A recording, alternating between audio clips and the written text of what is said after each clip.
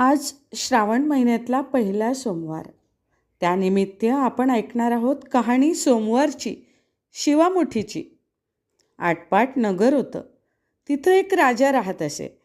या राजाच्या 4 सुना होत्या. 3 आवडत्या व 1 नावडती. आवडत्या सुनांचा तो चांगला प्रतिपाळ करी. नावडतीला जेवायला उष्टे, नेसायला जाडे भरडे, राहावयास गुरांचे बेडे दिले.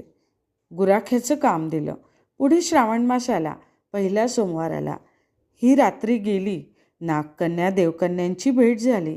त्यांना विचारलं, बाई बाई कुठे जाता? महादेवाच्या देवळी जातो. शिवामुठी वाहतो. यानं काय होतं? भ्रताराची भक्ती होते. इच्छित कार्य तडीस जातं. मुलं बाळं होतात. नावडती माणसं आवडती होतात. वडील माणसांपासून सुखप्राप्ती होते. मग त्यांनी तिला विचारलं, तू कोणाची कोण? मी